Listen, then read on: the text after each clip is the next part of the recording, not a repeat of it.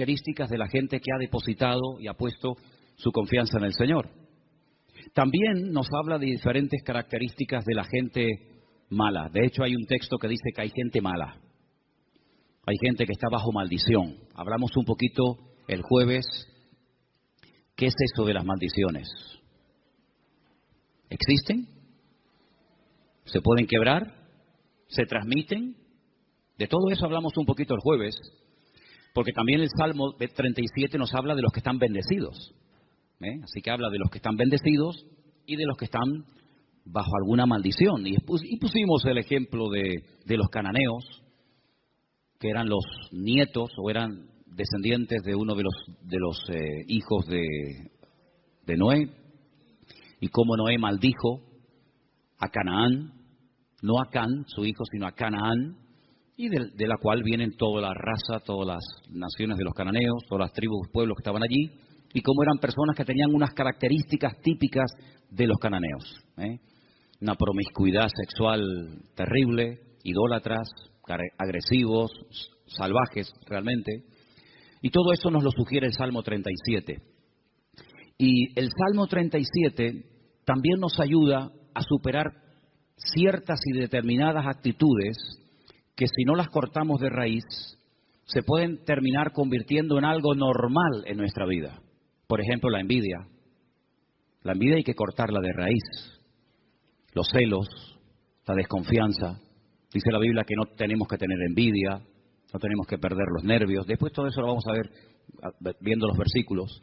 Pero el Salmo 37 es un salmo que también nos ayuda a reaccionar ante lo que nosotros podemos considerar una injusticia. Yo pienso que si yo en esta tarde preguntara cuántos de los que están aquí han sentido que en algún momento se han sentido injustamente tratados, pienso que a lo mejor todos levantaríamos la mano, ¿sí o no? A veces por un padre, por una madre, por un pastor, por un jefe en el puesto de trabajo. Todos hemos sido de alguna manera, en algún momento, desde nuestro punto de vista, cuidado, injustamente tratados. ¿Y cómo tengo que reaccionar ante la injusticia? Ante lo que yo esperaba recibir y resulta que he recibido, pero todo lo contrario. El Salmo 37 es el antídoto perfecto. Que por cierto no es la queja. La queja es el lenguaje de los cobardes. La queja mata la fe, debilita el alma. Cuando una persona está todo el santo día quejándose, aunque no hables mucho con él o con ella, la forma como habla, la forma como opina, te está descubriendo el bajísimo nivel espiritual de su vida. El Salmo 37 nos habla de diferentes niveles espirituales. Alguno dirá, pero hay niveles. Claro que lo hay. No todo el mundo tiene la misma fe. No todo el mundo tiene el mismo nivel de paciencia, o de amor, o de conocimiento de la palabra. Siempre habrá alguien que sepa más que nosotros, ¿sí o no? Cuando ustedes van, por ejemplo, a la Biblia, encuentras momentos en los que el Señor se le queda mirando a un hombre y le dice: tú eres un hombre de mucha fe, grande es tu fe. Y hay momentos que se le queda mirando a otro y le dice: hombre de poca fe. Luego, los dos tenían fe, pero este tenía una gran fe y este tenía fe, pero poca. Entonces, en la vida, no todo el mundo tiene la misma fe, no todo el mundo tiene la misma paciencia, no todo el mundo tiene el mismo conocimiento, el mismo discernimiento espiritual. Eso es normal, eso es así, nos guste o no. Y el Salmo 37 nos da consejos para alcanzar un nivel óptimo en nuestra relación con Dios y no caer en la desilusión, en la desesperanza, en la tristeza, porque dijimos que la tristeza, estoy preparando un mensaje, ya lo daré en su momento. Bueno, estoy preparando un montón de mensajes, pero uno de los que estoy preparando son las distintas caras o disfraces que se pone el orgullo. El orgullo se disfraza, se camufla, a veces de religioso, de espiritualidad, pero a veces el orgullo, y usted dirá, ¿sí? Me suena raro eso. Bueno, el orgullo a veces se disfraza de tristeza. La gente tiene una tristeza y en el fondo es porque tiene un problema con el orgullo. ¿Por qué estás triste? Le preguntas a alguien. No, porque no he recibido lo que tenía que esperar o esperaba recibir, porque no me han tratado como yo esperaba y estoy triste. Y a veces es un orgullo camuflado, porque cuando nosotros pasamos por la vida por una circunstancia difícil en la economía, un problema en el matrimonio, o de la índole que sea, Dios te está tratando, ¿o no? Dios está tratando contigo. Y hay gente que no le gusta y se rebelan contra la forma como Dios le está tratando. Entonces, sin palabras, le estás diciendo a Dios, yo no merezco este trato, ¿eh? Parece que la tienes tomada conmigo. Es como yo le decía a mis padres, es que los profesores la tienen cogida conmigo. Todos, el de matemática, el de geografía, todos la tenían cogida conmigo. Y siempre la culpa la tiene, si no es el gobierno, es el pastor, si no es el marido, si no es la mujer, si no es Dios, si no es el diablo. Siempre alguien tiene la culpa, menos yo. Y el Salmo 37 es una radiografía de una realidad. La realidad presente. Dijimos el primer día, les recuerdo, que el pasado no existe. ¿Amén? El pasado no existe, no podemos presentarlo, no podemos pesarlo, no podemos medirlo, no podemos tocarlo, no podemos verlo. Es algo abstracto. ¿Dónde está el pasado? Está aquí. Yo lo puedo recordar, hombre, no todo, pero el pasado lo tengo en la cabeza. Y hay personas que viven ancladas en el pasado. O bien porque el pasado fue pésimo y les marcó, o bien porque el pasado, según ellos creen, fue mejor que su presente. Pero ya leímos el otro día un versículo en el libro de Eclesiastés, donde dice que no es sabio y no está bueno decir, no es sabio opinar o decir que los tiempos pasados fueron mejores que estos, sino que cada tiempo tiene su característica, y si tú tienes que mirar a tu pasado para recordar algo bonito, es que tú no tienes presente. Ahora, nosotros no podemos modificar el pasado. Si yo no puedo modificar el lugar donde nací, ni la fecha, ni la hora. Yo no puedo modificar el pasado, pero sí puedo echar a perder mi futuro. Dile que está a tu lado. Tu pasado no lo puedes cambiar, pero puedes echar a perder tu futuro. Ay, amigo. Yo no puedo evitar que ayer, o antes de ayer, o hace 10 años, o hace 20 años, me ocurriera aquella cosa que me hizo tanto daño. Ahí está, yo no lo puedo evitar, ya está hecho. Hombre, puedo evitar que el pasado me controle, puedo evitar que el pasado me manipule y condicione mi estilo de vida en el presente, pero cuidado, porque hay ciertas actitudes que como tú las mantengas y las cultives y las desarrolles, lo que estás haciendo es sembrar, pero sembrar mal, y puedes llegar a estropear tu futuro y lógicamente también tu presente. Así que el Salmo 37 es un antídoto contra tantas cosas que yo les animo a que si pudierais incluso hasta aprenderlo de memoria, hicierais un intento por aprenderlo de memoria. A lo mejor si en casa sois 4 o 5, pues decir, bueno, vamos a aprender cada uno, papá, aprende tus 5 versículos. Mamá, tú otros 5, yo otros 6, hasta el perro puede, si tuvieras loro, hasta el loro podría aprender algún texto. Apréndanse el Salmo 37, es excelente. Vamos a ver hoy los 10 mandamientos del Salmo 37. Y ya te he dado tiempo de sobra, Saray, para que los encuentres. Los tenemos ahí en la pizarra, ¿verdad? Amén, qué bueno, estupendo. Vamos a leerlos todos, los 10 mandamientos del Salmo 37. Después vamos a leerlos en los versículos correspondientes. Primero, fuerte, confía en Dios. Después, con los ojos cerrados, sin mirar a la pizarra, tenemos que repetir los 10, así que vete aprendiéndotelos. Número 1 era, confía en Dios. Segundo, hacer el bien. Confía en Dios y hacer el bien. Vamos bien. Tercero, deleítate o deleitarse en Dios. Confía en Dios, haz el bien, deleitarse en Dios. Bien, hasta ahí llego. Venga, otro más. 4, encomendarse a Dios. Bien. Confía en Dios, hacer el bien, deleitarme en Dios, encomendar a Dios mi vida. Venga, el 5, guardar silencio. Pero no dice, hermano, que hablemos. Guardar silencio ante Dios. Guardar silencio. 6, esperar en Él. 7, dejar la ira. 8, dejar el enojo, desecharlo. 9, apartarme del mal. Y 10, guardar su camino. ¿Qué tal? ¿Los habéis aprendido? Vamos a repasarlos. confía en Dios, hacer el bien, deleitarse en Dios, encomendarse a Dios, guardar silencio, esperar en Él, dejar la ira, desechar el enojo, apartarme del mal y guardar su camino. Los 10 mandamientos del Salmo 37. Número 1. Bien, confía en Dios. Número 9. No. Segundo. Ese es, hacer el bien. Número 3. Número 4. 5. Guardar silencio, sin mirar. 6. Esperar en Él. 7. 8, 9, apartarse del mal, y 10, guardar su camino. Versículo 3 del Salmo 37 dice,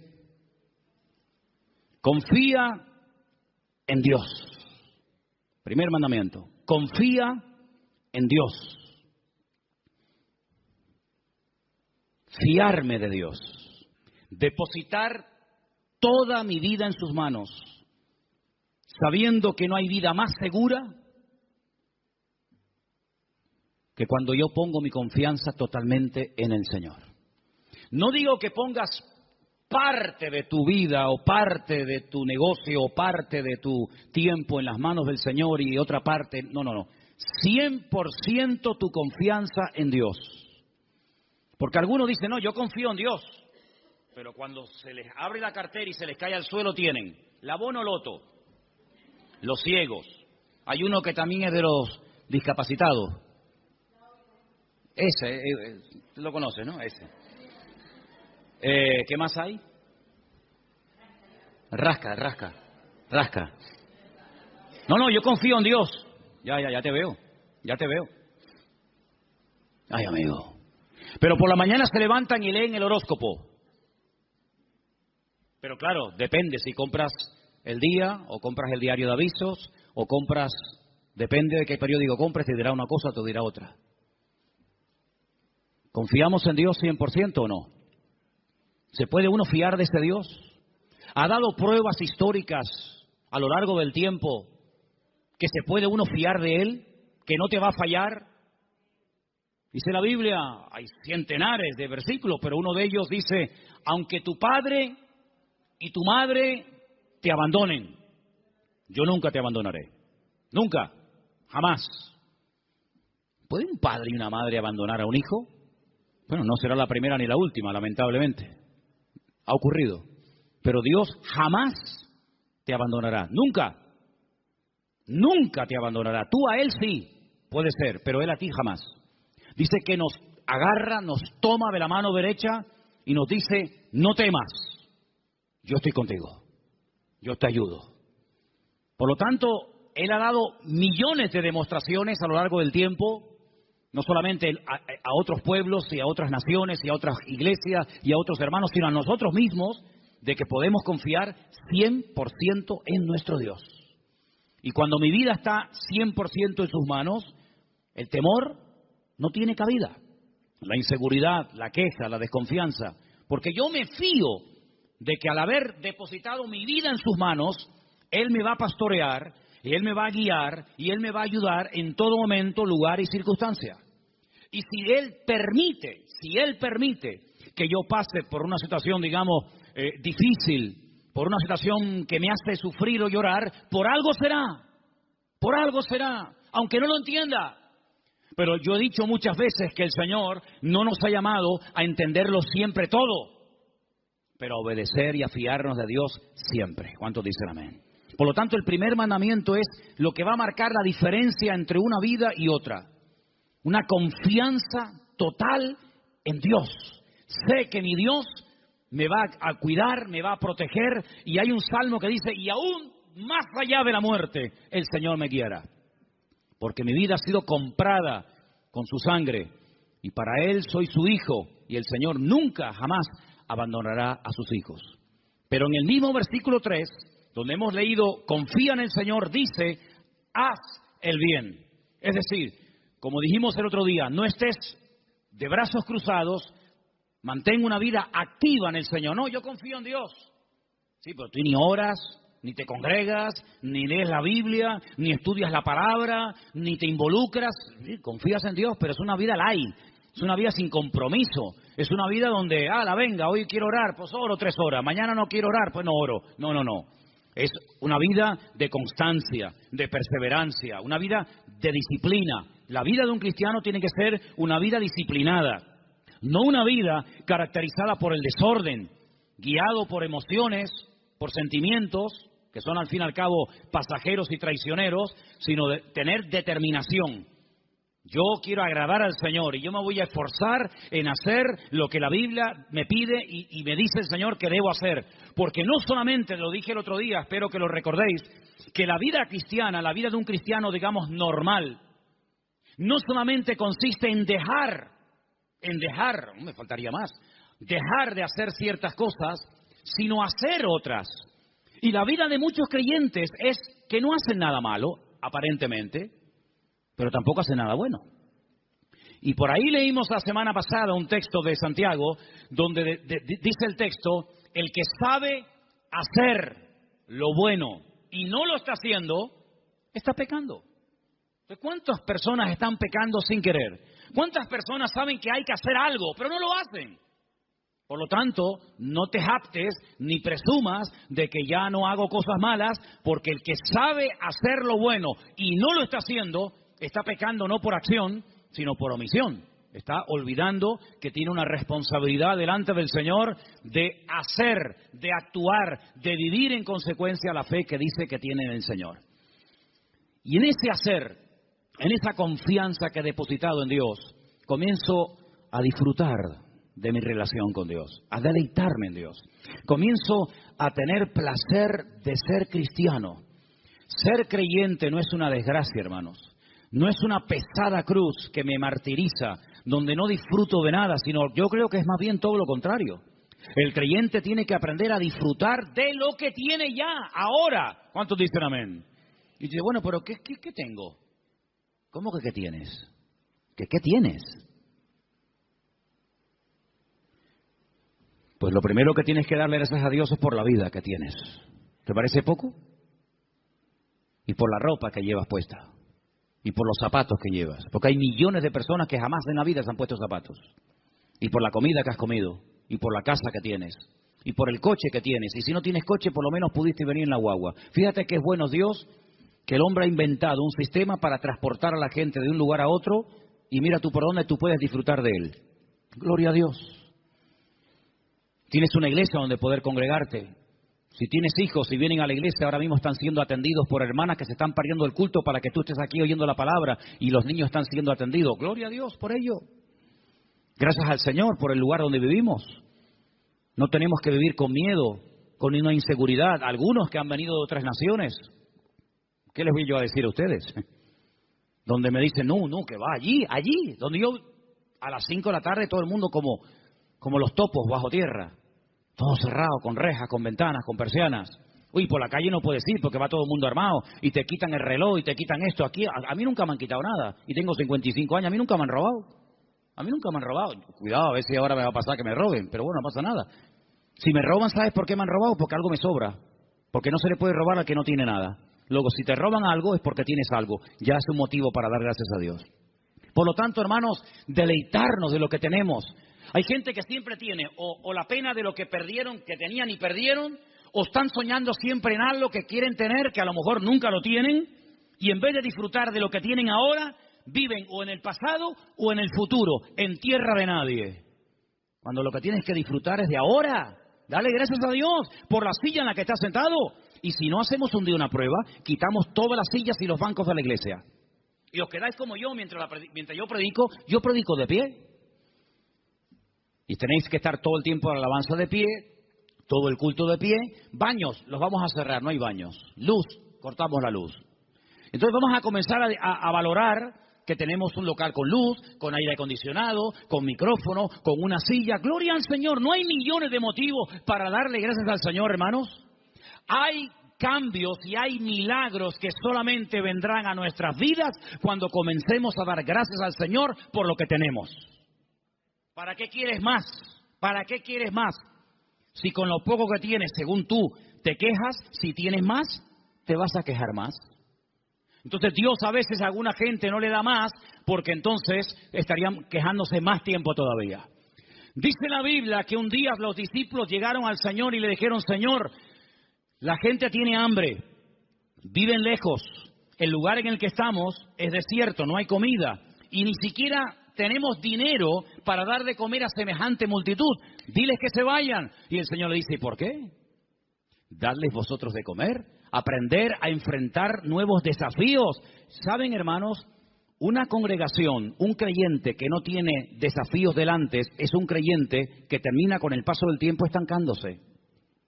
¿Por qué les he comentado ahora de hacer una tronca, de ampliar el salón, de poner arriba un balcón, de hacer más? Pero tenemos que tener desafíos delante de nosotros. Si no nos acomodamos, nos hacemos señoritos. Bueno, estamos bien como estamos. Como decía la antigua canción, somos un pequeño pueblo muy feliz. No, hay que esforzarnos y hay que trabajar y hay que sudar. Y cuando yo empiece a notar, yo les hablo de Manolo Sierra, cuando yo empiece a notar que me estoy acomodando, digo, hermano, mi tiempo aquí se terminó. Yo no quiero estar más aquí, yo me tengo que ir a un sitio de pionero a empezar de cero. Hermanos, no podemos darle lugar a la rutina en nuestra vida, a la monotonía. Tienen que haber desafíos. Hay congregaciones que viven de las glorias del pasado, iglesias que ya lo tienen todo. Y te das cuenta que les hace falta todavía tantas cosas, como le dice de la Odisea. Nos hemos enriquecido, no nos hace falta de nada. Y el Señor estaba en la puerta de la iglesia llamando, dice, si alguno oye mi voz, entraré a él, cenaré con él y él conmigo. Habían perdido lo más grandioso y hermoso que puede tener una congregación, que es la presencia del Señor. La habían perdido y ni siquiera se habían dado cuenta. ¿Cuántas cosas hay por ahí así que nos dejan con la boca abierta? Por lo tanto, hermano, vamos a deleitarnos en el Señor, vamos a disfrutar de la vida. ¿No dice la Biblia, deleítate con la mujer de tu juventud? ¿No dice eso la Biblia? En la mía sí. Algunos me miran como diciendo, pero eso dice la Biblia. Uy, más todavía. Con la mujer de tu juventud, que sus caricias te satisfagan en todo tiempo. Así que ya saben, yo me deleito, pero tú me haces caricias. Eso dice la Biblia, deleítate con sus caricias. Gloria a Dios. Dale gracias a Dios por tus hijos. ¿Cuándo fue la última vez que dijiste, te doy gracias por mi hijo? Pero es que ella tiene 80 años, no importa. Otros lo perdieron cuando tenía 20. Y el Señor te lo ha dado a ti 40 años. Ay, amigo. Dale gracias a Dios por tu madre, por tu padre. Dale gracias a Dios por el pastor que tienes, porque de momento es el único que tienes. Es lo que hay. Dale gracias a Dios por todo lo que tienes cada día. Y cada vez que comas, di, Señor, hoy han muerto 17,000 personas de hambre en el mundo y yo no seré una de ellas. Yo ahora tengo algo para llevarme a la boca. Gloria a Dios. Comenzar a regocijarnos en el Señor. Hermanos, que la gente diga, pero ¿qué tiene esa gente que no se quejan? ¿Qué tenemos? El Dios más grande y más maravilloso que jamás se pueden encontrar por la vida. ¿Cuántos dicen amén? Eso es lo que tenemos. ¡Aleluya! ¡Gloria a Dios! Amén.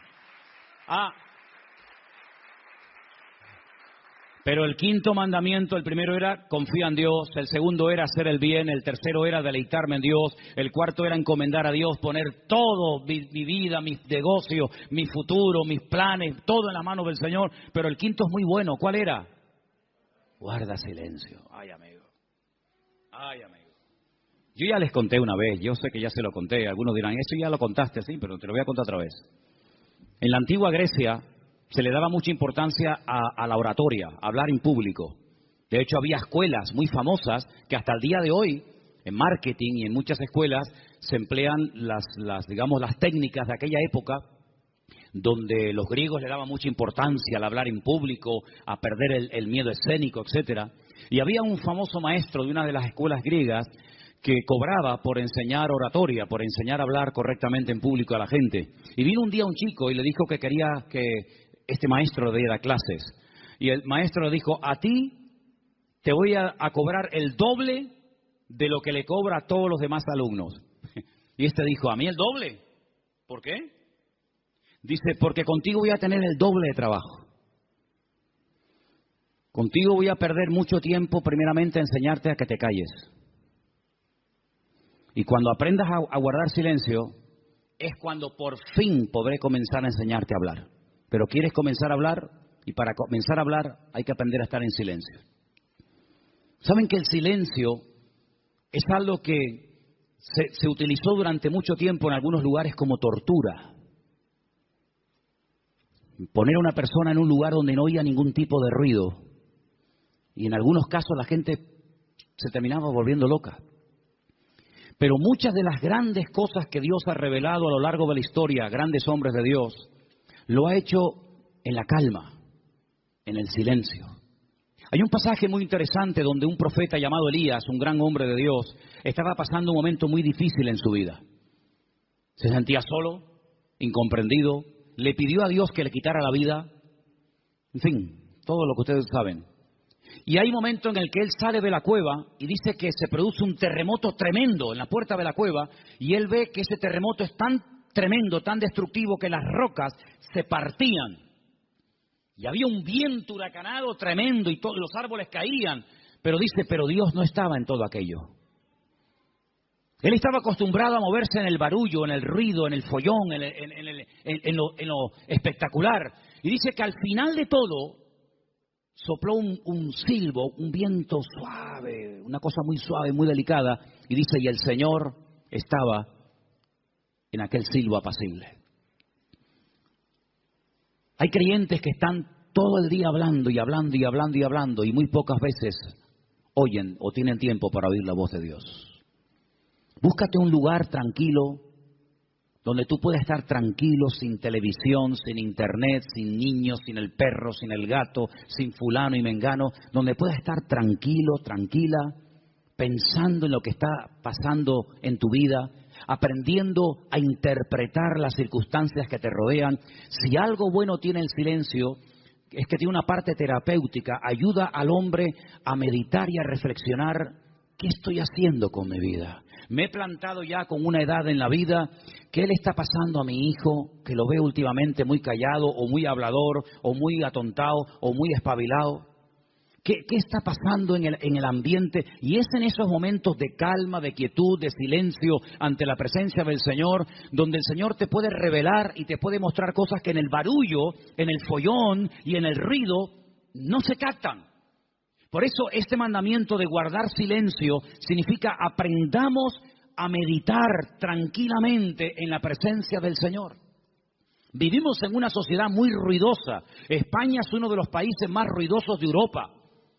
Sales por las calles y desde que te levantas por la mañana, prácticamente hasta que te acuestas hay ruido constantemente. Y por la noche ni te cuento. En la quietud de la noche es cuando vienen a recoger los camiones la basura. ¿Sí o no? No pasa por tu barrio, estás tranquilo en tu casa y de repente ¡bim, bam, pim, pum, pam, pam! Y dices, Dios, ¿pero qué pasó? Sale el camión de la basura. Al rato viene el camión que está regando. Al otro rato viene el camión que se lleva el vidrio. Y es un follón tremendo, ¿sí o no? Bueno, hermanos, aprendamos a estar tranquilos en la presencia del Señor. Aprendamos a decir, Señor, ¿hay algo que me quieres decir? ¿Hay algo que me quieres compartir? Ese guardar silencio significa aprender a reflexionar en Dios. Oye, mira, ahora no me molesten. Yo tengo una cita con mi Dios. Quiero estar tranquilo, no quiero que nadie me moleste. No, que si me llaman, que esperen. Que me llamen más tarde, que no se va a hundir el mundo. Y quiero estar a solas con el Señor, con su palabra. Como decía un pastor amigo mío, un minuto, Manolo, un minuto bien pasado en calma, en quietud, en la presencia del Señor, puede cambiar una vida.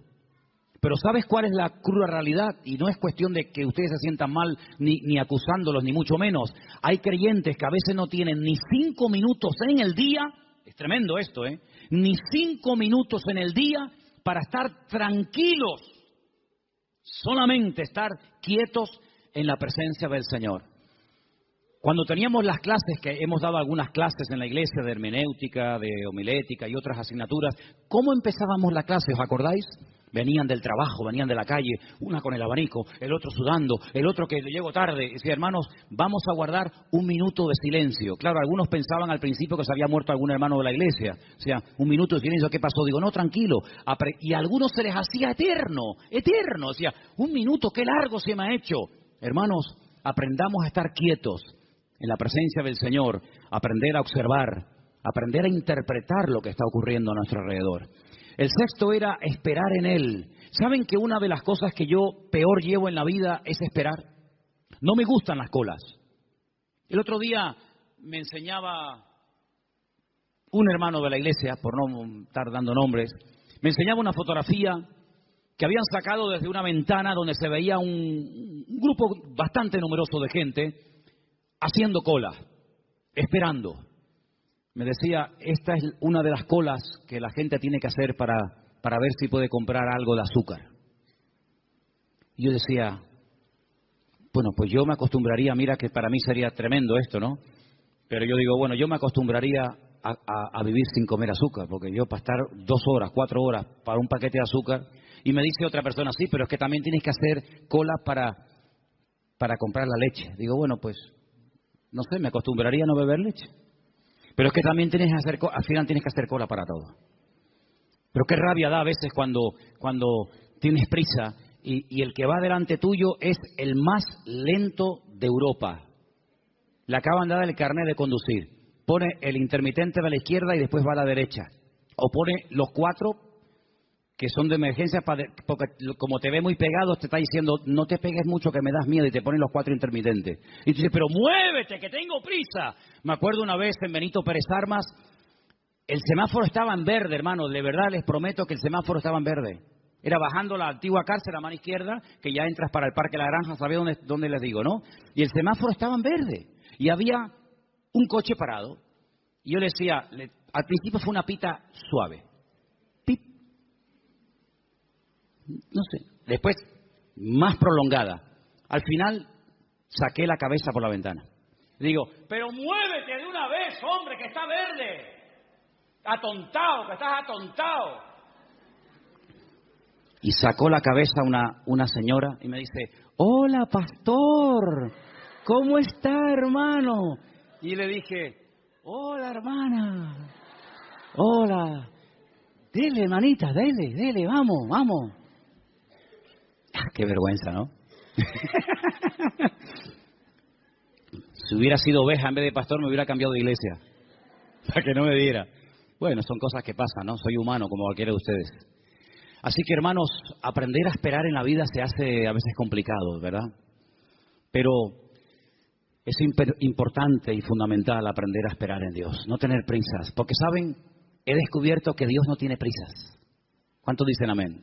¿Saben que hay un pasaje donde una persona, no quiero decir la palabra se enfada, pero casi se enfadó con el Señor? Porque nunca le había pedido nada, nunca.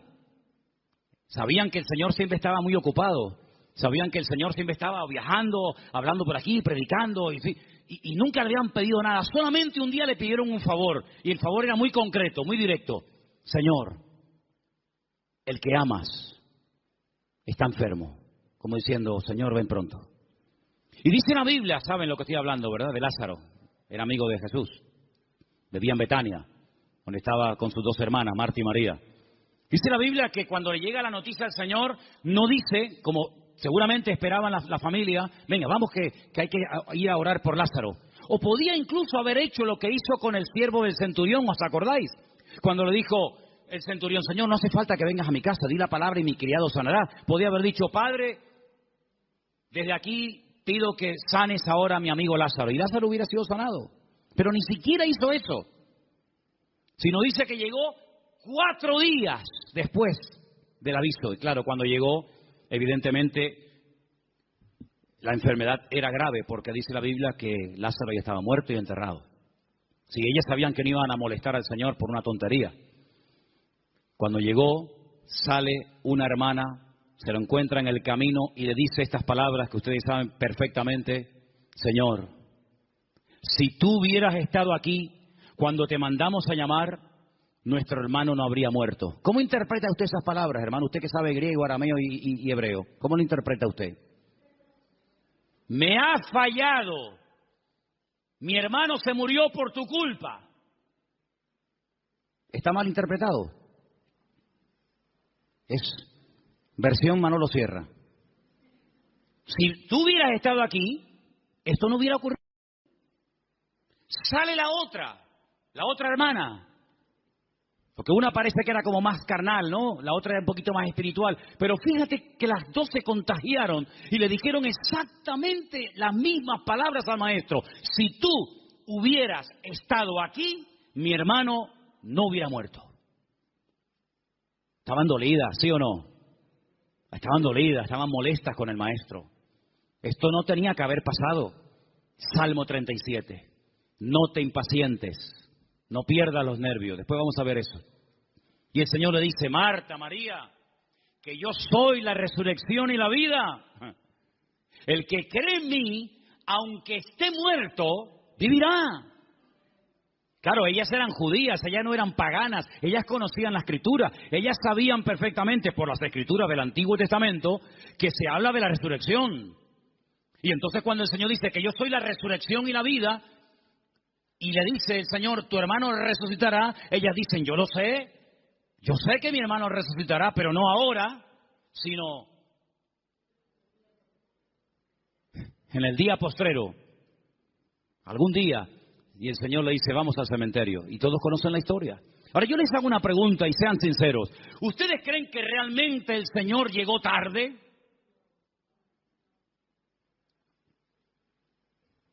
El Señor nunca llega tarde a ninguna casa, a ninguna familia.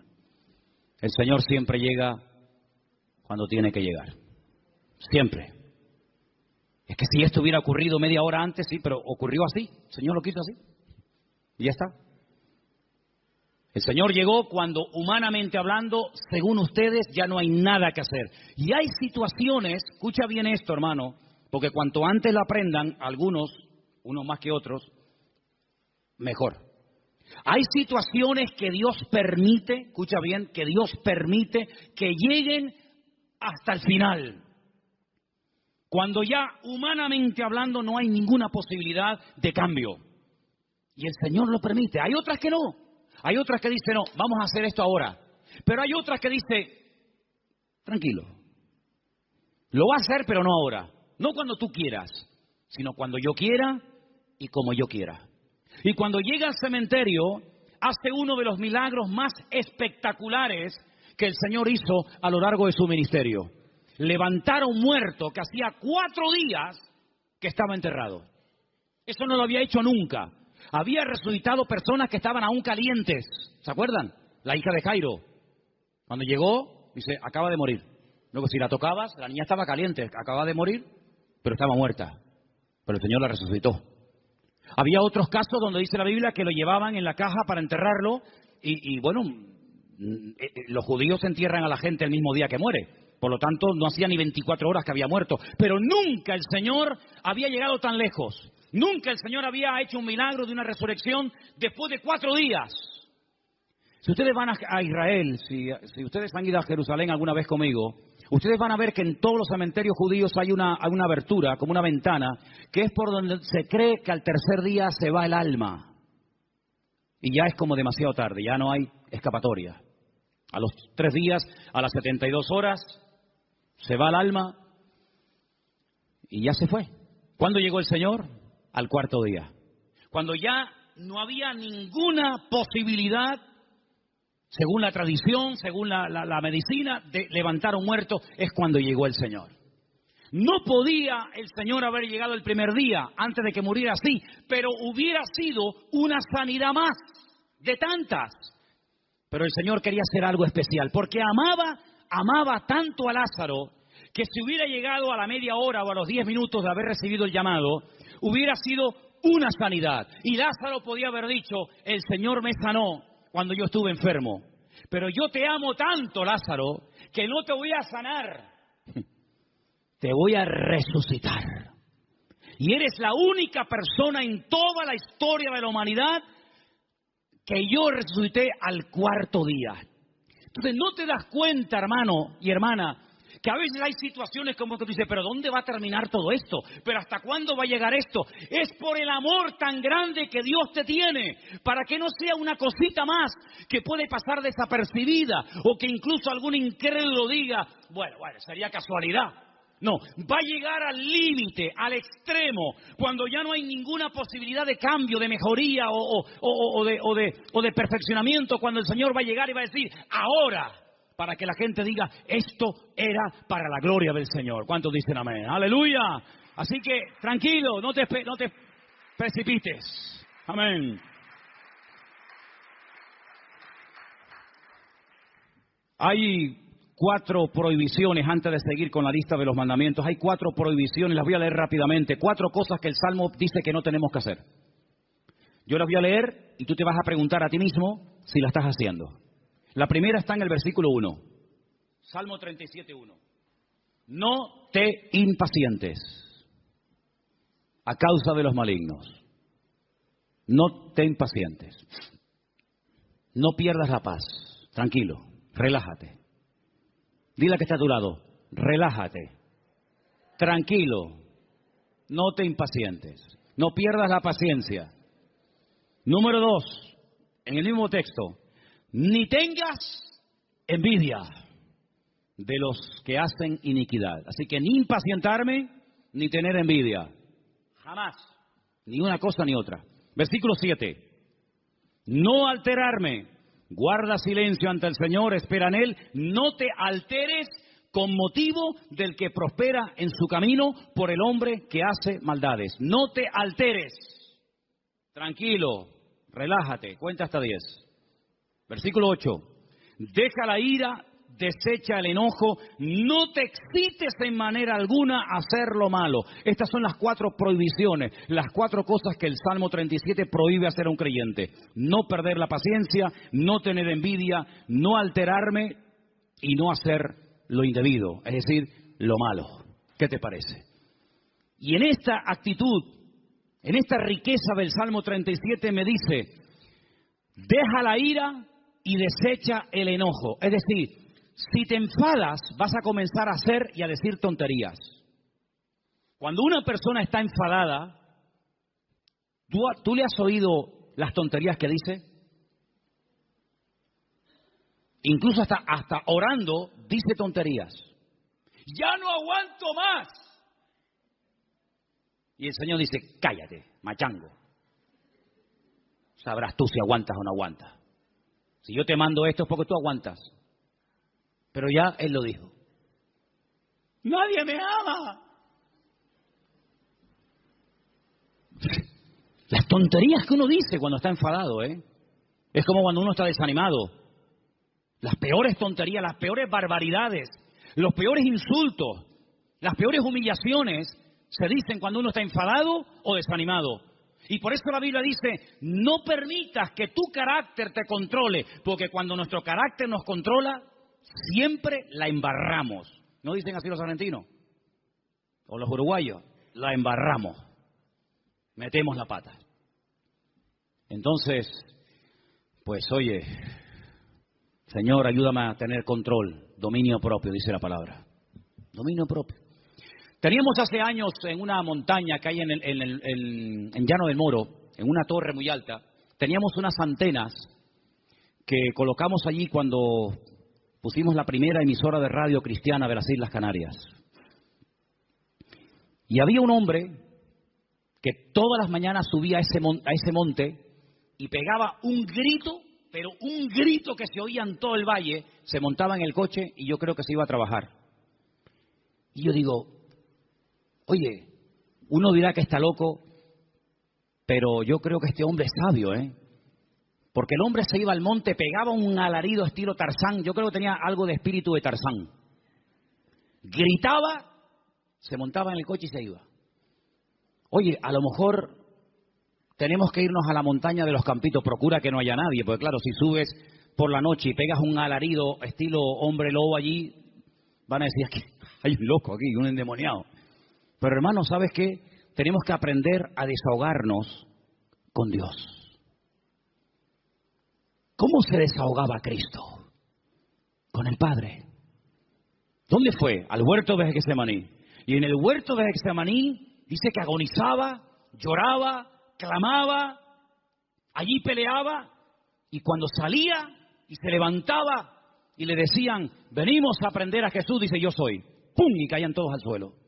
En otras palabras, era un hombre que no descargaba en los demás su enojo, su enfado, lo que fuera, sino que aprendía a desahogar su alma delante del Padre. Y eso es algo que tenemos que aprender todos, hermano. Porque hay gente que está contenida.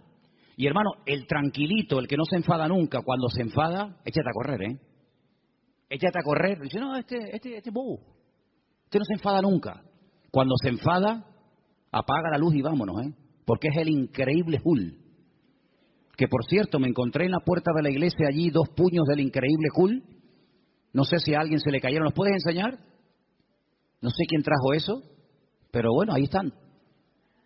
Yo dije el otro día, y según el Salmo 37 y otros, hay 2 vías de escape, 2 válvulas de escape que Dios ha puesto en el ser humano que tiene que usarlas.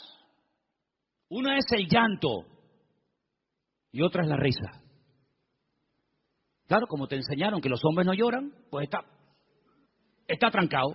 Y como tampoco no es la alegría de la huerta, dicho sea de paso, pues tampoco se ríe. Entonces ni llora ni ríe. Y un día va a explotar más de uno. Pero aprende a reírte en el Señor. Aprende a llorar en la presencia del Señor. No dice la Biblia, bienaventurados los que no se ríen. Bienaventurados los que no lloran. ¿Lo habéis leído alguna vez? Yo tampoco. Bienaventurados los que lloran, dice la Biblia. Pues llora, mija, llora. Llora delante del Señor. Llora, hermano y hermana, delante del Señor. Señor, lloro de esto, lloro por aquello, lloro por tal, lloro por cual. Y te aseguro que tu alma se va a descargar, se va a desahogar. Y cuando salga, vas a salir con las fuerzas renovadas. Vas a salir levantado por el Señor. Vas a salir bendecido. Pero no vivas una vida hermética, trancada. Porque ni Cristo vivió así. Él, dice la Biblia, que se quebrantó y lloró y sudó grandes gotas de sangre. Y se desahogó delante del Padre. Ahora, ¿qué hace la gente? Se desahoga con una botella de vino en la mano. Se desahoga metiéndose un pico de heroína. Se desahoga haciendo no sé qué y no sé cuánto, echándole la bronca a la mujer, al hijo, pegándole una paliza al otro. No, esas no son las formas. Esos son los métodos mundanos. La forma de Dios es que aprendas a ir a la presencia del Señor y abrir tu corazón y decirle, Señor, no aguanto más. Y en la Biblia encontramos grandísimos hombres de Dios que lloraron a gritos, dice la Biblia. Sí, a gritos lloraron. ¿Quién? José. Lo dije el otro día cuando compartía de este mismo salmo. Dice que ya no aguantaba más. Léalo, textualmente lo estoy citando. Ya no podía contenerse más. Ya llegó al límite. Oye, me venden mis hermanos. Les pido por favor que se apiaden de mí, que me saquen de este pozo que tenía que haber escorpiones y serpientes. No me hacen ni caso.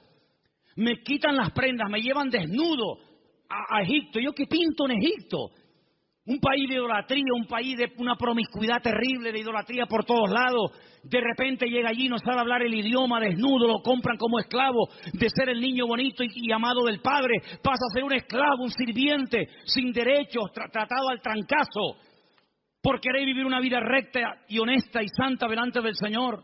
Lo acusan de algo que él nunca había hecho. ¡Pum! A la cárcel. Sin comérselo ni bebérselo, ahora en la cárcel. Allí con delincuentes, con asesinos, con violadores, con lo peor. Y ahora, ¿y cuándo voy a salir yo de aquí? Yo qué sé, no tengo abogado, yo ni siquiera sé expresarme en el idioma de este país.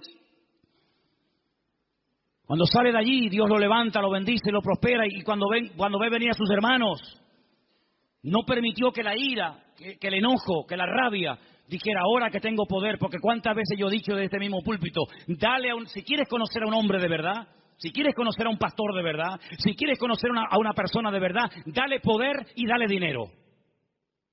Claro, el coleta, el otro que, en fin, y el otro, es muy fácil criticar lo que hacen los demás, que yo no defiendo a nadie, ahí me da igual, para mí son todos iguales. Pero hermano, cuando alguien suba ahí arriba, da igual si es un cargo poderoso en la política, en el deporte, donde sea, dale dinero, que mueva millones. Dale poder. Y espera a ver si no se corrompe. Porque es muy difícil llegar a estos niveles, moviendo centenares y miles de millones. Que tenga la cabeza bien amueblada. Ay, amigo. José ahora tiene poder, es el hombre más poderoso de la tierra después de Faraón. No se mueve ni una hoja sin su permiso. Faraón dice, no, a mí no vengan, vayan a él. Él es el que organiza el país, él es el ministro de Hacienda, él es el ministro de Economía, él es el que administra. A mí no me den la paliza, vayan a él. Delegó todo en José. Ahora tiene poder, ahora tiene autoridad, ahora tiene dinero, ahora tiene sirviente. Ahora hasta Potifar, aquel que lo compró, ahora tiene que venir y postrarse delante de él. La mujer de Potifar, ven para acá. Ahora él podía haber dicho, ahora os vais a enterar lo que vale un peine, amigo. Ahora vienen los hermanos. Y él podía haber dicho, lo van a pasar canutas, como me lo hicisteis pagar a mí. Dice que llegó un momento, viendo a sus hermanos, que ya no podía aguantar más. Y empezó a llorar a gritos. Cuando los hermanos ven a aquel llorando, le dice, yo soy vuestro hermano José, ¿sabes? No tengáis miedo. No me mandasteis vosotros a Egipto. Fue Dios el que me mandó aquí. Pasa que a mí me tocó el primero, pero al final todos van a tener que venir aquí. Así que vayan a casa de mi padre, díganle que vengan, cuéntenle la verdad, que le han tenido engañado al viejo 20 años, diciéndole que me había matado una bestia. Tráiganlo y vamos a comenzar a disfrutar de la vida. Guardó su corazón, no permitió que la ira, la rabia, ¿verdad?, el poder le transformara, sino que él supo canalizar todo aquello para bendecir a otras personas. ¿Te das cuenta? Entonces, queridos hermanos, dice la Biblia, sobre toda cosa guardada, guarda tu corazón. Porque la escasez, el depender día a día del Señor no ha echado a perder a nadie. Yo nunca he visto a nadie que por depender del Señor para todos se echara a perder. No, de verdad, créanme, no he conocido a nadie, pero sí he conocido a muchos que cuando tuvieron algo, muchacho, otra persona completamente. Es como yo a veces le digo a los jóvenes, oye, cuando no tenías novia, y no me dirijo a nadie, pero el que tenga, porque tenga, ¿no? O cuando no tenías novio, oye, eras encantadora, saludabas a todo el mundo, venías temprano al culto, te ibas la última. Ahora que tienes novio, eres más antipático que un pepino. No, amén, no digan amén. No. ¿Quién dijo amén? No digan amén, que se van a hacer... No. Entonces, que las circunstancias de la vida no te cambien. Sigue siendo igual, mijo. Sigue siendo igual. Tengo dinero, gloria a Dios. No tengo, gloria a Dios. Oye, que vengo en la guagua, amén. Que vengo en coche, amén. Que vengo en limusina, amén. Ten cuidado que como te la vea yo, te la vendo y compramos la tronja para la iglesia. ¿Me entiendes? Entonces, hermano, mantengamos el equilibrio en el Señor. Mantengamos el equilibrio. Vamos a deleitarnos de lo que tenemos, pero vamos a apartarnos. Versículo 27, apártate del mal. Este versículo es buenísimo. Ya termino con este y con uno más. Apártate del mal, apártate del mal. Dios no tiene que apartarse del mal, somos nosotros los que tenemos que apartarnos del mal. Es decir, ser selectivo. ¿Me conviene a mí esta amistad con esta persona? ¿De qué habla esta persona?